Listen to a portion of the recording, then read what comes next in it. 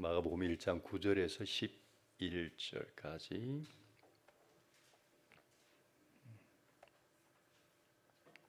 함께 읽겠습니다. 그 무렵에 예수께서 갈릴리 나사렛으로부터 오셔서 요단강에서 요한에게 세례를 받으셨다.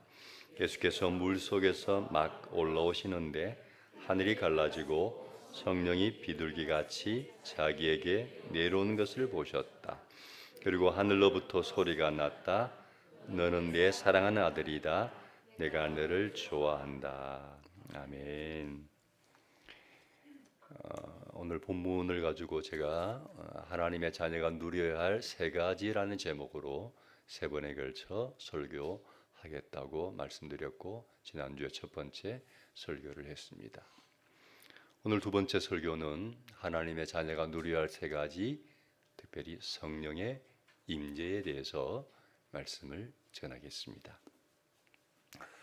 여러분, 서구 기독교 사회에서 가장 심한 욕이라고 알려진 욕이 있다고 합니다. 뭐가 있다고요? 욕. 예. 서구 기독교 사회에서 가장 심한 욕이 있는데 그 욕이 뭘까요? 성령 없이 예수 믿어라. 이게 가장 심한 욕 중에 하나라고 합니다. 성령 없이 예수 믿어. 이게 욕이래요. 여러분, 이게 왜 욕일까요? 감을 잡으신 분도 있을 것 같은데 이게 왜 욕인가? 성령 없이 예수 믿는 것은 불가능하기 때문입니다. 성령 없이 예수 믿는 것은 불가능해요. 여러분, 안 되는 일이에요. 불가능해요. 그런데 그게 될 거라고 생각하고 평생 그걸 하려고 몸부림친다면 그건 불행한 거죠. 안 되는 일이에요. 할 수가 없어요. 근데 된다고 생각하고 평생 그거 하려고 몸부림쳐요. 이거는 저주예요, 저주 사실은. 그래서 이 말이 가장 심한 욕이라는 의미예요. 예를 들면 이런 겁니다. 오늘 교회 오실 때 대부분의 우리 성도님들은 차를 몰고 오셨죠? 그런데 물론 걸어오신 분도 계시겠지만, 근데 차를 몰고 오셨을 텐데 마냥이지만 여러분이 교회 오실 때 차를 몰고 온 게 아니고 타고 온 게 아니고 차에다가 쇠사슬을 연결해 가지고 온 가족이 차를 끌고 교회까지 왔다고 생각해 봅시다. 만약이지만 혹시 그렇게 했다고 한다면 어땠을 것 같아요? 거의 불가능한 일이지만 실제로 그렇게 했다면 그것은 정말 정말 이 더운 여름에 죽을 힘을 다해서 온 가족이 막 끌고 교회까지 온 거예요. 사실은 불가능한 일이죠. 얼마나 힘들어요. 평생 그렇게 차를 끌고 다닌다고 한번 생각해 봅시다. 끔찍하잖아요. 그런데 성령 없이 예수 믿는 게 그렇다는 거예요. 성령 없이 예수 믿는 게 마치 그와 같다. 성령님과 함께 예수를 믿으면 차를 타고 가듯이 아주 편안하게 신앙생활을 할 수 있지만, 성령님 없이 예수를 믿으면 차를 끌고 가듯이 너무너무 힘들게 신앙생활을 해야 한다는 거예요. 다시 말합니다. 성령님 없이 신앙생활은 불가능하다. 오늘 그 이야기를 좀 하려고 해요. 성경을 봐도 성경 여러 곳에서 이 사실을 분명하게 우리에게 말해주고 있어요. 자, 로마서 8장을 중심으로 좀 제가 몇 구절을 소개하려고 합니다. 여러분 시간 되시면 교회 집에 가셔서 로마서 8장을 한번 꼼꼼히 읽어보시면 도움이 됩니다. 오늘 몇 구절만 인용합시다. 5절 봅시다. 같이 한번 읽겠습니다. 육신을 따라 사는 사람은 육신에 속한 것을 생각하나 성령을 따라 사는 사람은 성령에 속한 것을 생각합니다. 육신을 따라가는 것과 성령을 따라가는 것, 성령님에 대한 이야기가 계속 나오죠. 그 성령님에 대한 반대 개념이 육신을 따라가는 겁니다. 고려해서 한번 봅시다. 자, 예수를 믿지만 육신을 따라 사는 사람이 있고 성령을 따라 사는 사람이 있을 수 있어요. 교회 나와요. 나오는데 육신을 따라 사는 사람이 있고 성령을 따라 사는 사람이 있을 수 있습니다. 자, 육신을 따라 사는 사람은 어떤 사람일까요? 육신을 따라간다고 했습니다. 육신이 뭐죠? 몸이죠. 그러니까 몸이 원하는 대로, 내 육신이 원하는 대로 살아가는 사람이죠. 몸이 땡기면, 육신이 욕구가 땡기면 따라가는 사람이라는 거예요. 그러니 생각도 자연스럽게 육신에 속한 것을 생각할 겁니다. 말씀을 띄워주세요. 보면서 하는 게 낫겠어요. 자, 육신을 따라 사는 사람은 육신에 속한 것을 생각합니다. 육신이 원하는 대로 살아가니까 자연스럽게 생각도 육신에 원하는 생각을 하게 되겠죠. 여러분, 육신이 원하는 생각이라는 게 주로 어떤 생각일까요? 아마 몸의 본능이 원하는 것들, 본능적 욕구들이겠죠. 그것과 관계된 것들이겠죠. 내 몸이 뭘 원해요? 우리 몸은요, 그리 고상하지 않습니다. 그냥 편안한 거 좋아하고, 쉬운 거 좋아하고, 들어눕는 거 좋아하고, 그냥 재밌는 거 좋아하고, 익사이팅하고, 펀 즐거운 거 좋아하고. 우리 몸의 욕구들이 보통 그런 것들이에요. 즐기고, 재밌고, 편안하고, 더 잘 먹고, 잘 살고. 그런 것들이 우리 육체적인 본능이 주는 생각들이 대부분입니다. 그렇죠? 반면에 성령을 따라 사는 사람이 있다고 합니다. 자, 육신을 갖고 있지만 성령을 따라 사는 사람들은 어떤 사람들인가? 육신의 욕구에 이끌려가는 게 아니고 육신의 본능적인 욕구에 따라가는 게 아니고 성령님을 따라가는 사람들이란 겁니다. 성령님이 원하는 대로 살아가는 사람들이라는 겁니다. 자, 성령님을 따라가니까 자연스럽게 생각하는 것들도 성령에 속한 것을, 영적인 것을 생각하겠죠. 자, 여러분, 성령님이 주시는 생각, 영적인 생각들은 주로 어떤 생각들일까요? 여러분, 신앙인들이니까 다 알죠? 어떤 생각들일까요? 어떻게 하면 하나님을 기쁘시게 할까? 말씀대로 살까? 혹은 영혼을 구원할까? 어떻게 하면 예수님을 닮아갈까? 어떻게 하면 성경을 더 읽을까? 그런 생각들 아니겠습니까? 성령이 주시는 생각을 따라간다는 것은, 성령의 생각들은 아마 그런 생각들이겠죠. 다시 말하면 육신을 따라 사는 사람과 성령을 따라 사는 사람은 삶의 내용을 들여다보니까 너무 달라요. 삶이 너무나 다른 거예요. 7절을 봅시다. 같이 읽습니다. 시작. 육신에 속한 생각은 하나님께 품는 적대감입니다. 그것은 하나님의 법을 따르지 않으며 또 복종할 수 없습니다. 육신에 속한 생각은 하나님께 품는 뭐라고요? 적대감이다. 다시 말하면 육신의 생각은 하나님과 반대로 가는 거예요. 하나님이 원하는 것을 거부해요. 대신 하나님이 원하지 않는 쪽으로 가는 거예요.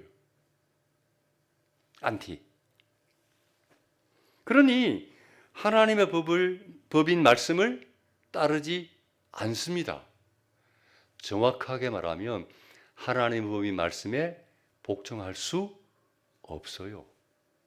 복종이 안 돼. 왜요?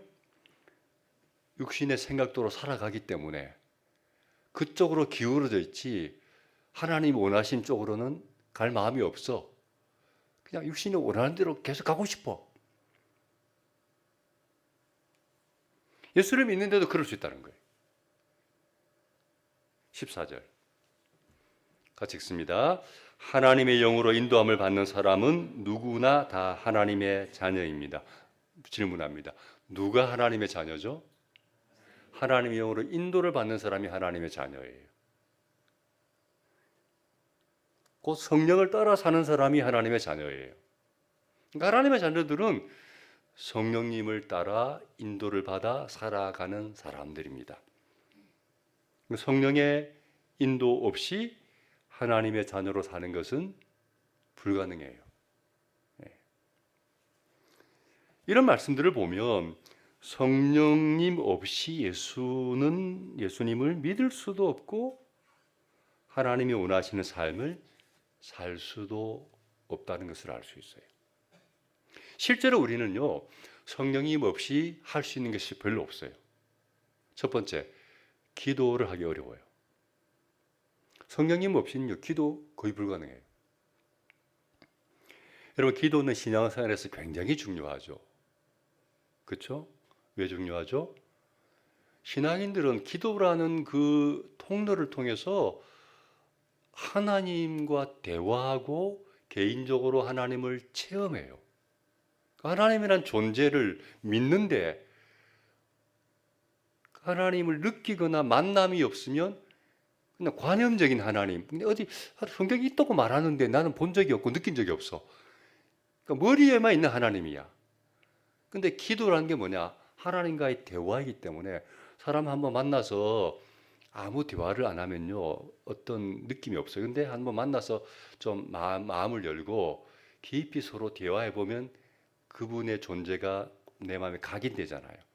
그분의 어떤 말투나 사고방식이나 외모나 그 분위기가 한번 깊이 대화하고 나면 확 내 안에 자리를 잡거든요. 마찬가지로 기도를 통해서 하나님과 대화를 하다 보면 하나님의 존재가 느껴지고 그분의 어떤 뭐랄까 분위기나 그분의 어떤 마음이나 이런 것들이 막 느껴지고 경험되어진다고요. 그래서 기도가 중요해요. 그래서 신앙인들은 좀 기도를 좀 이렇게 뭐랄까 깊이 그리고 또 오래 해야 돼요. 근데 신앙생활은 오래 했지만 기도를 좀 오래 하거나 깊이 있게 하는 것을 어려워하는 분들이 많아요. 제가 볼 때. 왜 그럴까? 기도도 성령님이 도와주지 않으면 하기가 어렵기 때문에. 여러분 그거 아세요? 기도도요, 성령님이 도와주지 않으면 하기 어려워요. 그냥 한번 몇 분, 한 5분 내외 정도는 내가 그냥 생각해서 이렇게 기도할 수 있겠죠. 그러나 그런 기도 말고 좀 깊이 실제로 하나님과 만나고 대화하는 그런 기도는 우리의 어떤 논리적인 사고나 어떤 언변으로는 한계가 있어요. 로마서 8장 같이 읽습니다. 시작. 이와 같이 성령께서도 우리의 약함을 도와주십니다. 우리는 어떻게 기도해야 할지를 알지 못하지만 성령께서 친히 이루 다 말할 수 없는 탄식으로 우리를 대신하여 간구하여 주십니다. 우리는 많은 경우 기도하고 싶은데 잘 안 돼요. 어떻게 기도해야 될지 모를 때도 참 많아요.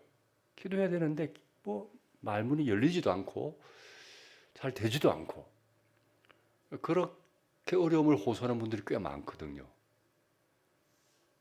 근데 성령께서 그걸 아시고 왜 모르시겠어요? 여러분 한 사람 한 사람의 어떤 상황이나 기도에 대한 어떤 어려움들을 성령께서 다 알고 계셔요. 그걸 알고 우리를 대신하여 뭐 하신다? 간구하여 주신다고 했어요. 우리를 대신해서 기도해 주신대요. 근데 어떤 마음으로 기도해 주시십니까? 이루다 말할 수 없는 탄식으로. 다시 말하면 너무 안타까워서 기도해야 되는데 기도를 못하는 우리를 보면서 성령께서 너무나 안타까워가지고 우리를 대신해서 하나님께 간구해 주신대요. 기도해 주신대요. 여러분, 성령께서 나를 대신해서 간구하여 주신다는 의미가 뭘까요? 나는 기도 안 하고 쉬어도 성령께서 알아서 내 기도 다 해주신다? 그런 의미가 아니에요. 어떤 의미냐면 성령께서 내 기도를 도와주시는 거예요. 다르게 표현하면 성령께서 내 기도를 이끌어 주시는 거예요. 왜? 내가 잘 못하니까 가이드가 되는 게 있잖아요.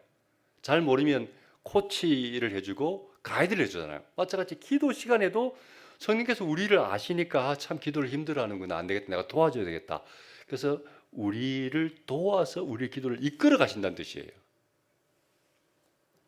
저는 예수를 처음 믿을 때가 고등학교 1학년 때인데요. 감사하게도 처음 믿을 때부터 성령님의 존재를 확실하게 느꼈어요. 어떻게 느꼈을까요? 기도 시간을 통해서. 뭐 고등학교 1학년 때 처음 예수 믿는 아이가 무슨 기도를 잘했겠습니까?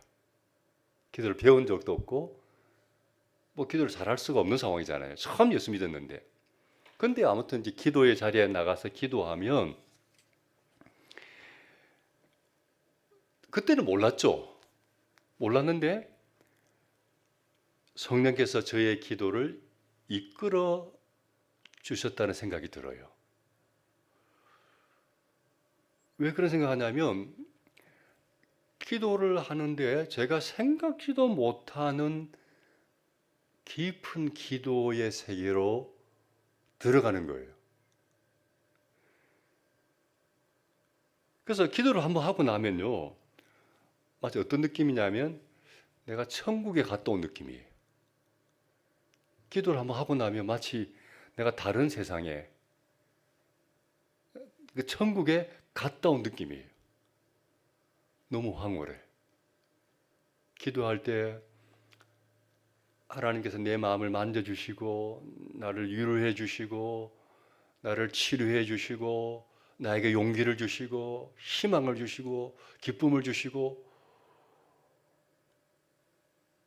막 그런 것들이 막 밀려오는데 내 삶의 현실은 우울하고 절망적이고 아무 희망이 없는 상황인데 기도하고 나면은 마치 내가 완전히 다른 세계에 들어갔다가 나온 것 같은 느낌이에요.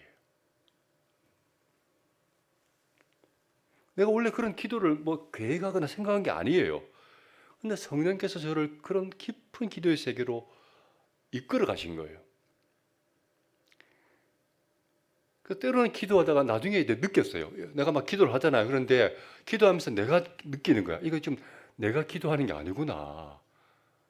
이분 내가 말로 기도하는데 이건 내가 기도하는 게 아니고 성령께서 내 입술을 사용하셔서 당신이 원하는 기도를 하고 있구나.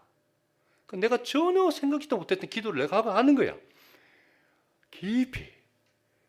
정말 하나님의 면전까지 가서 그분과 대화하고 교제하는 그런 깊은 영적 세계로 성령께서 내 기도를 이끌어 가시는 거예요. 그런 의미예요. 우리나 감을 아시고 말할 수 없는 탄식으로 우리를 대신해서 우리의 기도를 이끌어 가신다. 저는 우리 성도들이 기도를 좀 이렇게 깊이 했으면 좋겠다는 마음이 있어요. 기도를 좀 깊이 했으면 좋겠다. 그런데 이런 깊이 있는 기도는 내 힘으로는 어려워요, 여러분. 예, 내가 막 기도하려고 머리를 짜내잖아요. 무슨 말을 할까? 그렇게는 안 돼요. 성령께서 이끌어 주셔야 돼요. 예, 기도를. 그래서 여러분 기도할 때 좀 그런 마음이 있었으면 좋겠습니다. 성령님, 저의 기도를 좀 이끌어 주세요. 이끌어 주세요. 그래서 좀 깊이 기도할 수 있게 도와주세요. 다시 말씀드립니다. 기도의 그 깊은 은혜는 성령께서 도와주시지 않으면 불가능해요. 두 번째, 성령님 없이는요 말씀을 이해할 수 없어요. 왜요? 성경은 어떤 책입니까? 영적인 책입니다. 하나님의 감동으로, 성령님의 감동으로 기록된 영적인 책입니다. 물론 활자되어 있죠. 그래서 읽을 수 있다면 읽을 수 있죠. 근데 이 하나님의 영적인 말씀이기 때문에 인간의 이성적인 수준에서는 이 영적인 말씀을 다 이해 못해요. 무슨 뜻이냐 이게. 어떤 날 황당한 것 같고. 그래서 이 하나님의 말씀의 그 깊은 의미를 이해하려면 성령께서 그 말씀의 의미를 깨닫게 해주셔야 돼요. 이해시켜 주셔야 돼요. 그래야 말씀을 제대로 이해할 수 있죠. 그렇지 않으면 성경을 그냥 문학책 정도로 이성의 수준에서만 이해하는 거예요. 본 뜻을 몰라요. 요한복음 봅시다. 같이 읽습니다. 시작. 그러나 보혜사 곧 아버지께서 내 이름으로 보내실 성령께서 너에게 모든 것을 가르쳐 주실 것이며 또 내가 너에게 말한 모든 것을 생각나게 하실 것이다. 성령께서 가르쳐 주셔야 돼요. 깨닫게 주셔야 돼요. 그래, 이게 이런 뜻이구나. 성경의 참 뜻을 이해할 수 있는 거죠. 세 번째, 성령님의 도움 없이는요, 구원의 확신을 가질 수 없어요. 고린도전서 봅시다. 같이 읽습니다. 그러므로 나는 여러분에게 알려드립니다. 하나님의 영으로 말하는 사람은 아무도 예수는 저주를 받아라 하고 말할 수 없고 또 성령을 힘입지 않고서는 아무도 예수는 주님이시다고 말할 수 없습니다. 성령을 힘입지 않고서는 아무도 예수는 주님이시라고 말할 수가 없다 그랬어요. 여러분, 예수님을 믿는 것, 예수님을 고백하는 것은요, 우리의 이성으로는 안 돼요, 사실은. 성령께서 그런 믿음을 주셔야 가능한 거예요. 안 그러면 구원의 확신을 가질 수가 없어요. 예수를 믿는 순간 성령으로 우리가 거듭나는 거고 성령님이 우리 안에 들어오시는 것이고 예수님이 주님이라고 믿어지는 것도 성령께서 그런 믿음을 주시기 때문이에요. 그 외에도 많아요. 그러니까 성령님이 없이 우리 힘으로 할 수 있는 것들이 별로 없어요. 그만큼 성령님이 우리 신앙생활에 중요해요. 여러분 어떻게 신앙생활을 하세요? 성령님의 안내와 인도와 도움을 의지해서 신앙생활을 하십니까? 안 그러면 그냥 여러분의 육신의 노력과 힘으로 신앙생활을 하십니까? 여러분, 이 둘은 하늘과 땅 차이예요. 분명한 것은 성령께서 우리의 삶을 이끌어가면요, 육신의 본능에 따라 사는 것보다 삶의 모양이나 질이 훨씬 좋습니다. 성령 하나님께서 우리의 삶을 이끌어가면 우리의 삶 자체가 삶의 질이 훨씬 아름다워집니다. 갈라디아 5장 봅시다. 우리가 잘 아는 말씀이죠. 같이 읽습니다. 그러나 성령의 열매는 사랑과 기쁨과 화평과 인내와 친절과 선함과 신실과 온유와 절제입니다. 이런 것들을 막을 법이 없습니다. 성령님의 열매, 내가 성령님의 인도하심과 다스림을 받으며 살면 이런 열매가 맺히는데 이 열매들이 어떤 열매죠? 인격적인 열매입니다. 성품의 열매입니다. 그 성령님을 따라 살면 내 삶에 이런 인격과 성품의 열매가 맺힙니다. 사랑, 기쁨, 화평, 인내, 친절, 선함, 신실, 온유, 절제. 이런 인격적인 열매가 우리에게 맺힙니다. 여러분, 얼마나 아름다운 모습이에요. 이게 성령님이 주신 인격의 열매예요. 성령님의 다스림을 받는 사람들은 삶에서 저런 인격 열매가 주렁주렁 맺혀요. 제가 복수가 아니고 단수예요. 같이 열린다는 의미예요. 근데 성령님의 이끄심을 받는 삶의 반대가 뭐라 그랬죠? 육신의 이끌림을 받는 삶이죠. 여러분, 육신의 이끌림을 받는, 육신의 지배를 받는 삶의 모양을 보십시오. 어떤 것인지 다 아시죠? 시기와 질투와 분노와 싸움과 갈등과 미움과 증오와 다툼과 술 취함과 방탕과 음란과 그 육신의 욕구대로 사는 사람의 열매예요. 그럼 꼭 신학을 떠나서도 마찬가지잖아요. 육신의 본능의 욕구에 충실하게 사는 사람들 대부분 술 취함과 방탕과 음란과 서로 미움과 시기와 질투와 갈등과 분열과 저주와 싸움과 쾌락과. 왜 그렇죠? 결국은 육신의 본능의 욕구에 굴복해 살아가기 때문에 그런 거예요. 신앙에 관계없이. 그런 사람이라도 성령님이 그 사람을 다스리면 삶의 방향이 완전히 달라지고 삶의 인격이 완전히 달라져 버려요. 자, 몇 가지만 살펴봅시다. 성령의 열매 첫 번째가 뭡니까? 사랑입니다. 여러분, 성령께서 내 삶을 지배하면 우리 안에 뭐가 넘쳐요? 사랑이 넘쳐요. 성령님이 나를 다스리는데 절대 누구를 미워할 수 없어요. 절대. 성령님이 내 안에 계시면요, 절대 누구를 미워할 수 없어요. 그건 불가능해요.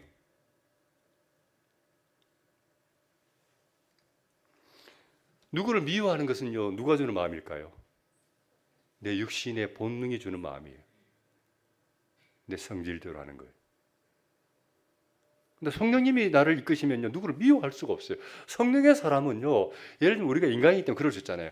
누구 뒷담화예요. 아, 그 인간 뭐 어쩌고 저쩌고. 그럴 수 있죠. 비판할 수 있죠. 근데 성령의 사람은요, 그런 생각만 품어도 마음이 어때요?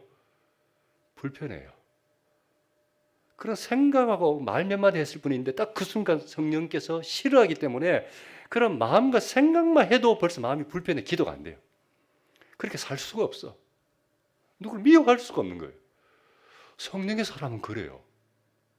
누구를 미워하는 것은 성령의 마음이 아니에요. 내가 육신의 욕구에, 육신의 지배에 굴복하는 거예요. 두 번째가 뭡니까? 기쁨입니다. 성령님이 나를 이끌면 내 삶에 뭐가 있어요? 기쁨이 있어요. 그래서 성경도 항상 기뻐하십시오. 이것이 그리스도 예수 안에서 우리를 위한 하나님의 뜻입니다. 성령님의 사람은 항상 기쁨이 있어요. 근데 내 마음이 지금 우울하다, 어둡다. 그것은 뭘 말해줄까요? 성령께서 내 삶을 이끄시도록 내가 따라가는 게 아니고 내가 지금 뭐에 충실한 거예요? 자기 육신의 감정과 본능에 충실한 거예요. 아, 우울해. 아, 별로야.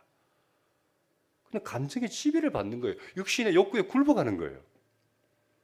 그래서 내 마음이 지금 그렇다면 어떻게 해야 될까요? 빨리 거기서 벗어나야 돼. 아, 이건 하나님 기뻐하는 거 아니지. 성령님이 기뻐하는 거 아니지. 빨리 벗어나자. 일단 판단해야 됩니다. 아, 이렇게 하면 안 되지.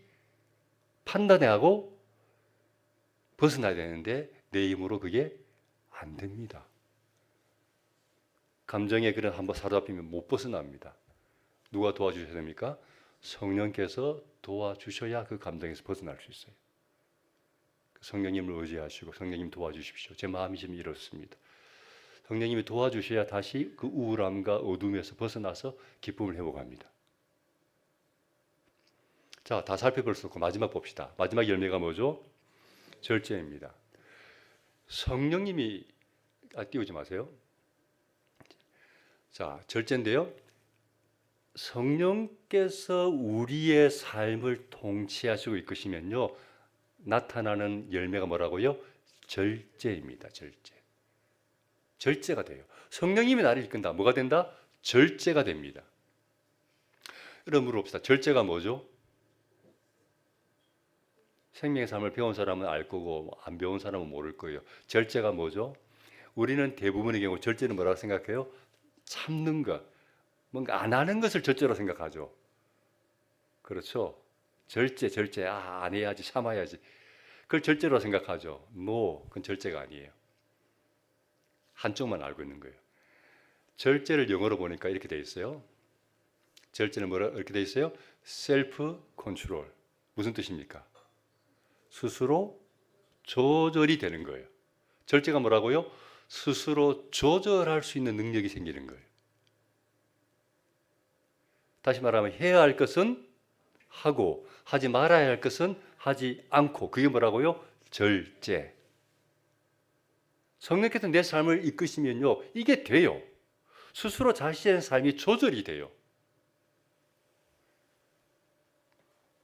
예를 들면 아, 내가 지금 게임을 너무 많이 하고 있구나 깨닫는 순간 딱 중단이 돼요. 내가 지금 너무 많이 하고 있네. 깨닫는 순간 딱 절제가 돼. 아, 이거 더 이상 하면 안 되겠구나. 딱 스탑하고 그다음 내가 해야 될, 하지 말아야 할 것은 딱 중단하고 그다음 뭐 해야 돼요? 해야 할 것, 뭐 공부 해야 되겠구나. 이게 된다는 거예요. 성령께서 내 삶을 이끄시면 그게 돼요. 스스로 자기 삶이 조절이 되는 거죠. 그런데 대부분의 사람들은 어떻게 살아요? 반대로 살죠. 어떻게 해요? 해야 할 것은 하지 않고 하지 말아야 할 것은 하고. 대부분의 사람은 이렇게 삽니다. 특별히 미숙한 사람들은. 예를 들면 공부는 하지 않고 게임만 하고, 성경을 읽지 않고 TV만 보고. 대부분 반대로 살아요. 해야 할 것은 안 하고 하지 않아야 할 것을 해요. 자, 무슨 뜻일까요? 내가 지금 성령님의 이끄심을 받는 삶이 아니구나. 그러니까 뭐에 이끌을 받아요? 육체의 본능과 욕구에 충실하게 살아가고 있구나. 그 열매가 이거구나. 스스로 체크가 돼야 되잖아요. 성령이 이끌면요, 분명히 내 삶이 스스로 셀프 컨트롤이 돼요. 아, 해야 할 것은 하고 하지 말아야 할 것은 딱 안 하고.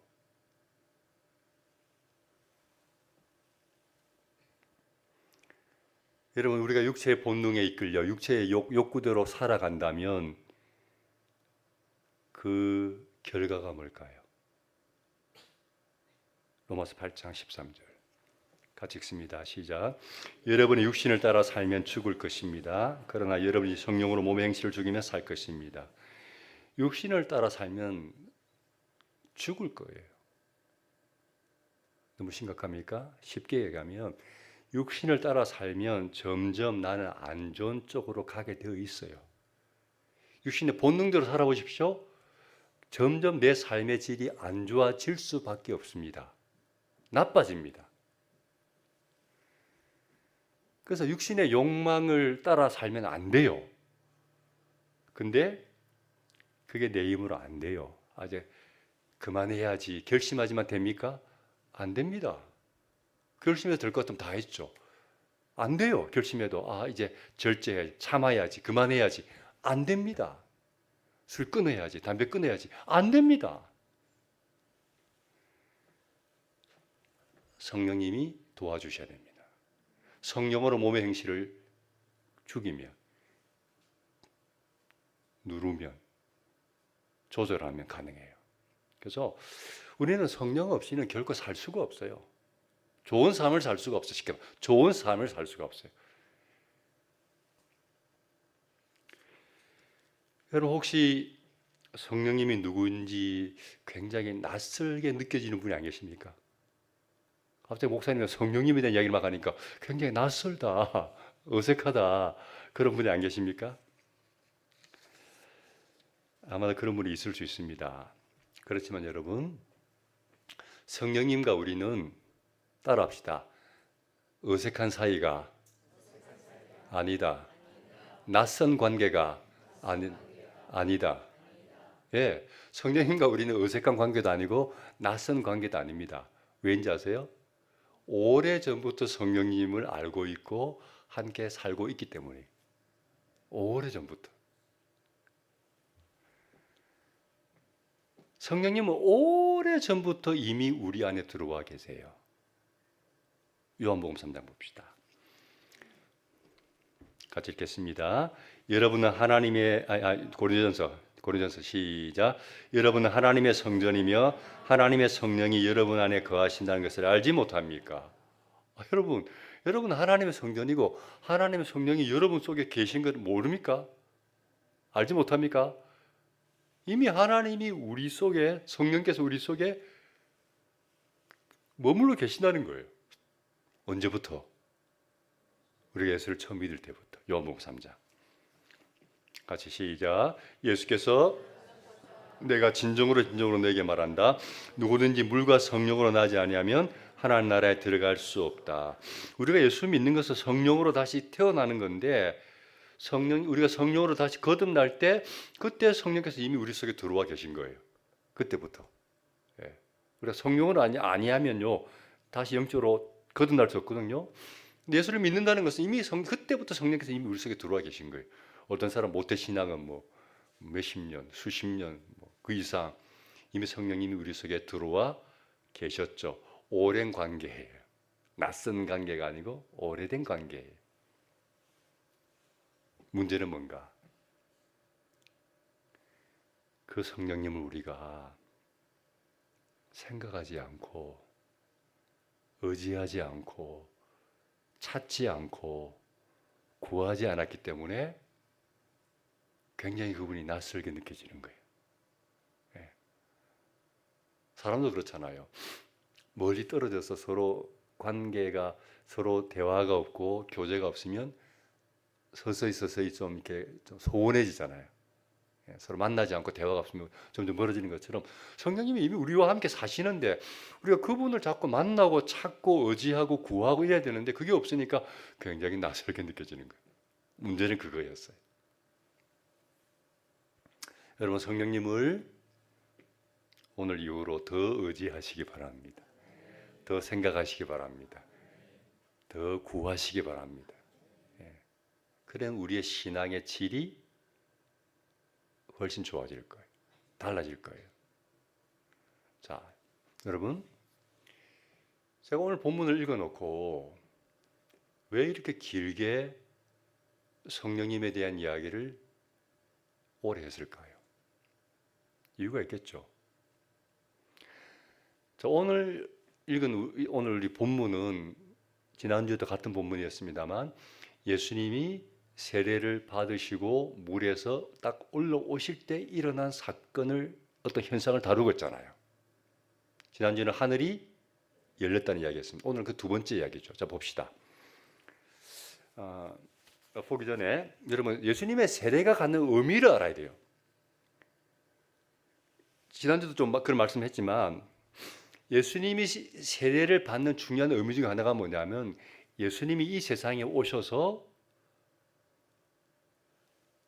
세례 받는 이 순간을 기점으로 드디어 그냥 평범한 인간이 아닌 하나님의 아들로 공식적으로 사역을 이때부터 스타트하는 거예요. 그 전까지는 그냥 익명의 그리스도인으로 평범한 일상을 사셨지만 이제 하나님의 때가 되어서 드디어 인류 구원이라는 막중한 사명을 이제는 시작해야 되는데 그 출발이 뭐라고요? 세례받는 그 순간이 바로 그 스타트 시점이라는 거예요.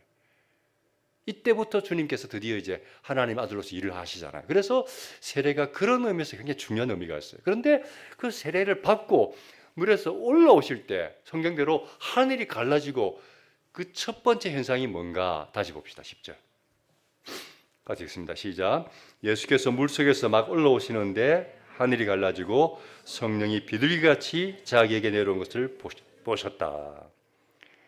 올라오시는데 하늘이 갈라지고 그 다음에 성령이 비둘기같이 예수님에게 내려오셨어요. 무슨 말이냐면 예수님이 인류 구원이라는 막중한 사명을 스타트할 때 시작할 때 누구와 함께? 성령님과 함께 시작하셨다는 거예요. 오늘 제가 말하고 싶은 게 바로 이 부분이에요. 이 말하고 싶어서 지금 이 길게 설명한 거예요. 다시요. 예수님조차도 성령님 없이는 하나님의 일을 시작할 수 없었다는 거예요. 예수님조차도 성령님 없이는 하나님의 일을 시작할 수 없었다. 안 돼요. 마찬가지로 우리는 성령님 없이 신앙생활을 할 수 없습니다. 제가 계속 강조한 거 그거죠. 그건 불가능해요. 우리가 이걸 분명하게 기억하고 계셔야 돼요. 성령님이 아니면 예수를 믿을 수도 없고 기도할 수도 없고 성경을 깨달을 수도 없다는 거예요. 그래서 여러분, 성령님을 의지하는 신앙생활을 하기를 바랍니다. 그게 당연한 거고 자연스러운 겁니다. 그래야 제대로 된 신앙생활을 할 수 있습니다. 말씀 마무리합니다. 성령님은 하나님 아버지, 우리가 아는 하나님 아버지 그리고 아들 예수님 그리고 성령 하나님 삼위일체라 그러잖아요. 그러니까 하나님이십니다. 성령 하나님이십니다. 삼위일체를 이해하기가 쉽지는 않아요. 그러나 성경이 분명히 말하고 있기 때문에 우리 믿는 거예요. 그래서 성령님은 예수를 믿는 순간부터 우리 안에 들어와서 늘 함께 하면서 왜 우리 속에 들어와 함께 하는가? 한 가지 이유입니다. 우리를 돕기 위해서. 아까 성경에 그런 부분이 보혜사가 오시면 너희를 어쩌고 이야기했잖아요. 보혜사가 영어로 보면 뭐라고 되어 있을까요? 헬퍼예요, 헬퍼. 성령님이 왜 우리 속에 들어오셨나? 우리의 헬퍼가 되어 주시려고. 우리 혼자 신앙생활 하는 걸 어려워하는 걸 아시고 성령님이 깨닫게 해주시고 이끌어 주시고 감동해 주시고 도와주시려고 우리 속에 들어와 계신 거예요. 신앙생활이 가능하도록. 그게 성령님 역할이에요. 그래서 그분이 이미 우리 속에 들어와서 우리를 이끌어 가십니다. 그래서 우리는 할 일은 뭐냐? 성령님을 의지하는 거예요. 그럴 때 내 한계를 뛰어넘게 됩니다. 내가 할 수 없었던 일들이 가능하게 되는 일들이 벌어집니다. 우리 근대 성도들이 자기 힘으로 하는 신앙생활이 아니라 성령님을 의지하는 신앙생활을 하셔서 성령님이 주시는 풍성한 은혜를 누릴 수 있기를 축복합니다. 찬양 하나 합시다.